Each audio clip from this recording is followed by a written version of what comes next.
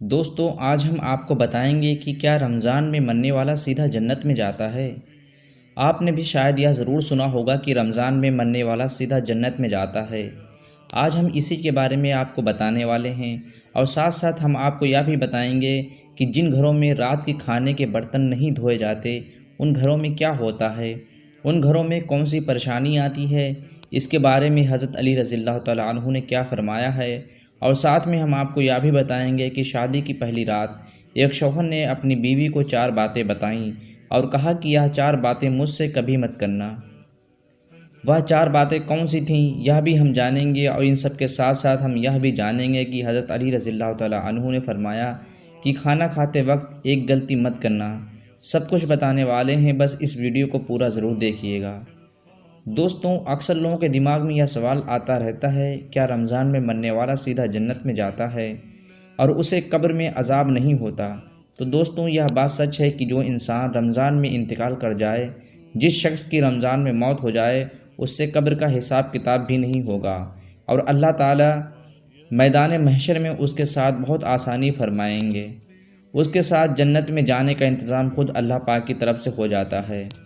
حضرت عبداللہ بن مسعود رضی اللہ تعالیٰ عنہ سے روایت ہے کہ رسول کریم صلی اللہ علیہ وسلم کا فرمان ہے، جس کو رمضان کے وقت موت آئی وہ جنت میں جائے گا، اور جس کی موت یوم عرفہ یعنی 9 ذی الحجہ کے وقت آئی وہ بھی جنت میں جائے گا، اور جس کی موت صدقہ دیتے وقت آئی وہ بھی جنت میں جائے گا۔ حضرت انس بن مالک سے روایت ہے کہ ماہ رمضان میں مردوں سے قبر کا عذاب اٹھا لیا جاتا ہے۔ اسی طرح حضرت عائشہ صدیقہ رضی اللہ تعالیٰ عنہا سے روایت ہے کہ رسول کریم صلی اللہ علیہ وسلم نے فرمایا، روزے کی حالت میں جس کا انتقال ہوا، اللہ تعالیٰ اس کو قیامت تک روزوں کا ثواب عطا فرماتا ہے۔ تو دوستوں جو رمضان میں انتقال کر جاتا ہے، اگر وہ اپنا ایمان بچا کر لے گیا ہے، دین اسلام پر اس کی موت ہوئی ہے، وہ مسلمان ہو کر مرا ہے یا ایمان کی حالت میں مرا ہے، تو اس سے قبر کا حساب کتاب بھی نہیں ہوگا، اور اللہ پاک میدان محشر میں اس کے ساتھ بہت آسانی فرمائیں گے۔ گویا کہ اس کے جنت میں جانے کا انتظام خود اللہ پاک کی طرف سے ہو جاتا ہے۔ حضرت انس بن مالک فرماتے ہیں کہ میں نے رسول پاک صلی اللہ علیہ وسلم کو فرماتے ہوئے سنا ہے کہ رمضان تمہارے پاس آ گیا ہے، اس میں جنت کے دروازے کھول دیے جاتے ہیں اور جہنم کے دروازے بند کر دیے جاتے ہیں، اور شیطانوں کو قید کر دیا جاتا ہے۔ محروم ہے وہ شخص جس نے رمضان کو پایا اس کی مغفرت نہ ہوئی۔ جب اس کی رمضان میں مغفرت نہ ہوئی تو پھر کب ہوگی؟ دوستوں رمضان المبارک کے مہینے میں افریقہ کے ایک گاؤں میں ایک امام صاحب کو طے کیا گیا کہ امام صاحب ایک بہترین حافظ ہونے کے ساتھ قرآن پاک کی تلاوت بڑے شاندار طریقے سے کرتے تھے، اس لیے گاؤں کے لوگوں کو امام صاحب بہت پسند آئے اور پورے گاؤں والے ان کی خوب عزت کرنے لگے۔ اسی وجہ سے گاؤں کا ہر آدمی امام صاحب کی دعوت کروانا اپنے لیے عزت سمجھنے لگا، اور بڑھ چڑھ کر گاؤں والے امام صاحب کی عزت کرنے کی کوشش کرنے لگے۔ اسی وجہ سے گاؤں میں امام صاحب کی کھانے کی باری لگ گئی۔ رمضان کا مہینہ تھا، گاؤں کا ایک آدمی نے بڑے شوق سے امام صاحب کی اپنے گھر میں دعوت کروائی۔ دسترخوان کو طرح طرح کے کھانوں سے سجایا گیا۔ امام صاحب نے جب کھانا کھا لیا تو خوش ہو کر گھر والوں کو دعائیں دیتے ہوئے وہاں سے چلے گئے۔ دوستوں جب امام صاحب وہاں سے چلے گئے تو اس کے بعد اس شخص کی بیوی دسترخوان کو سمیٹنے کے لیے آئی، تو اسے یاد آیا کہ اس نے دسترخوان کے پاس کچھ پیسے رکھے تھے جو وہ بھول گئی۔ اس نے جلدی سے ان پیسوں کو ڈھونڈا تو وہ پیسے نہیں ملے۔ اس نے ادھر ادھر ڈھونڈا مگر اس کو وہ پیسے کہیں بھی نہیں ملے۔ اس کے بعد جب اس کا شوہر نماز پڑھ کر واپس گھر آیا تو اس کی بیوی نے سارا واقعہ اپنے شوہر کو بتایا۔ شوہر نے بھی کہا کہ مجھے بھی ان پیسوں کے بارے میں کچھ نہیں پتہ، یعنی شوہر نے بھی یہی کہا کہ اس کو بھی نہیں معلوم کہ وہ پیسے کہاں گئے۔ تھوڑی دیر غور کرنے کے بعد انہوں نے سوچا کہ آج امام صاحب کے علاوہ ہمارے گھر میں کوئی بھی نہیں آیا، اس گھر میں ہمارے سوائے ایک دودھ پیتی بچی ہے، اس لیے ہو نہ ہو ان پیسوں کو ضرور امام صاحب نے اٹھائے ہوں گے، اور وہی ان پیسوں کو چرا کر لے گئے ہوں گے۔ یہ سوچ کر اس شخص کو امام صاحب پر بڑا غصہ آیا اور اپنی بیوی سے کہنے لگا، ہم نے تو اس مبارک اور بابر مہینے میں اتنی اچھی دعوت کروائی، مگر اس امام نے ہمیں بدلے میں یہ سلا دیا۔ خیر ان لوگوں نے شرم کے مارے امام صاحب کو پیسوں کے بارے میں پوچھنا مناسب نہیں سمجھا، مگر وہ اس دن کے بعد سے اس امام سے کترانے لگے۔ دوستوں اس واقعے کو پورا 1 سال بیت گیا۔ پھر رمضان کے مہینے میں اسی گھر میں امام صاحب کی دعوت کی باری آ گئی۔ شوہر نے بیتے رمضان کے واقعے کو سامنے رکھتے ہوئے بیوی سے مشورہ کیا کہ اگر ہم اس بار امام صاحب کی دعوت نہیں کریں گے، مگر اس کی بیوی اچھی تھی، وہ اپنے شوہر سے بولی کہ ہو سکتا ہے امام صاحب کی اس دن کوئی پریشانی یا مجبوری رہی ہوگی، اس لیے انہوں نے وہ پیسے اٹھا لیے ہوں، ہمیں معاف کر دینا چاہیے اور اس بار بھی ان کی دعوت کرنی چاہیے۔ دوستوں، شوہر نے اپنی بیوی کی بات مان لی، امام صاحب کو اس بار بھی دعوت کروائی۔ شام کے وقت امام صاحب آئے اور جب انہوں نے کھانا کھا لیا تو پھر اس شخص نے امام صاحب سے کہا، امام صاحب، کیا آپ نے کبھی یہ محسوس کیا ہے کہ پچھلے رمضان سے میں آپ سے کترا رہا ہوں؟ تو امام صاحب نے کہا کہ مجھے معلوم ہے۔ اس کے بعد اس شخص نے امام صاحب سے کہا کہ امام صاحب، میں آپ سے کچھ پوچھنا چاہتا ہوں، آپ اس کا جواب صحیح دیجیے گا۔ امام صاحب نے کہا، جی پوچھو۔ اس شخص نے کہا، پچھلی بار میری بیوی دسترخوان کے پاس کچھ پیسے رکھ کر بھول گئی تھی، مگر اس کے بعد جب اس نے اپنے پیسے ڈھونڈے تو وہاں پر پیسے نہیں ملے۔ آپ کے سوائے ہمارے گھر پر کوئی بھی نہیں آیا تھا، اس لیے ہمیں لگتا ہے کہ وہ پیسے آپ نے ہی اٹھا لیے ہوں۔ کیا آپ نے وہ پیسے اٹھائے تھے؟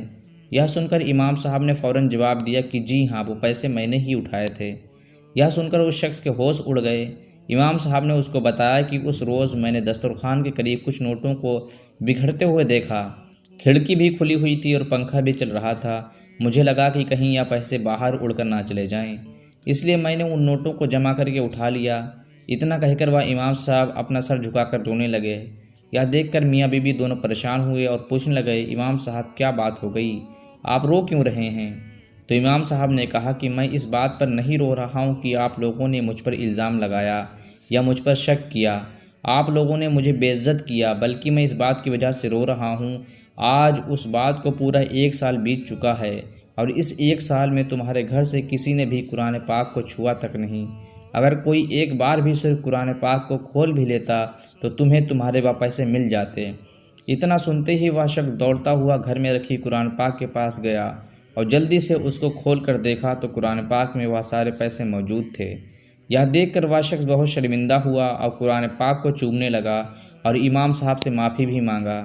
اس نے امام صاحب سے کہا کہ اب وہ ہر روز قرآن پاک کی تلاوت کرے گا۔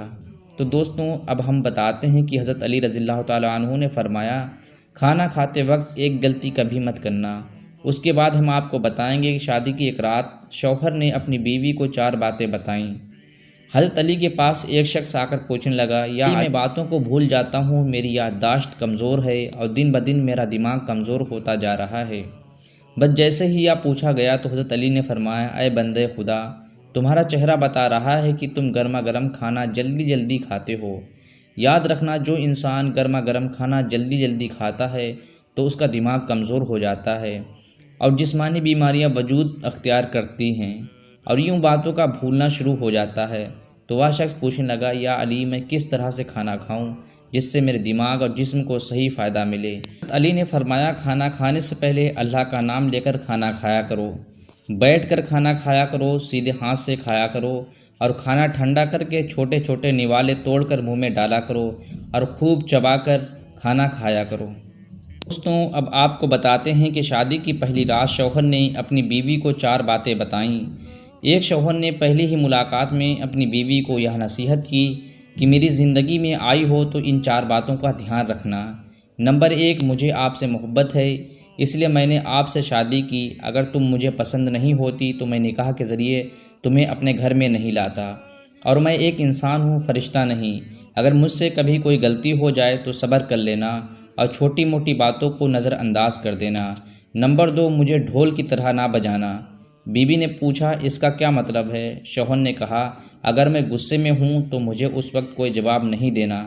دوستوں، اگر مرد غصے میں ہو تو عورت کو چاہیے کہ وہ اسے نظر انداز کر دے، اور اگر عورت غصے میں ہو تو مرد کو چاہیے کہ وہ اسے نظر انداز کر دے۔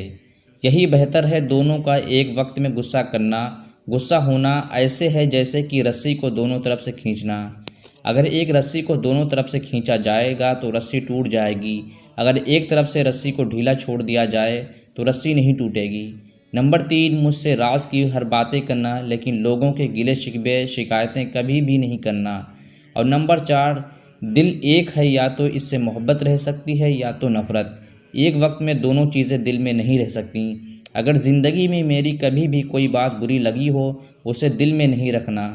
تو دوستوں اب ہم آپ کو بتاتے ہیں کہ جن گھروں میں رات کے کھانے کے وقت برتن نہیں دھلے جاتے ان گھروں میں کیا ہوتا ہے۔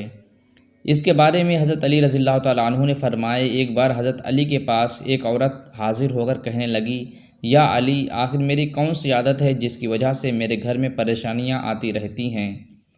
حضرت علی نے فرمایا، اے عورت، تیری ایک عادت نے مجھے پریشان کر کے رکھا ہے۔ تو وہ عورت کہنے لگی، یا علی، کون سی عادت؟ تو حضرت علی نے فرمایا، تم رات کو سونے سے پہلے کھانے کے برتن ایسے ہی چھوڑ دیتی ہو۔ یاد رکھنا، جو انسان کھانے کے برتن صاف کیے بغیر رات کو ایسے ہی چھوڑ دیتے ہیں تو شیطانی جن میلے برتنوں کی مہک کو سونگھتے ہوئے اس گھر تک آ پہنچتے ہیں، اور یوں اس گھر کے لوگ آپس میں لڑنے جھگڑنے لگتے ہیں، نفرت کرتے ہیں، اور گھر کا سکون اور برکت ختم ہو جاتی ہے۔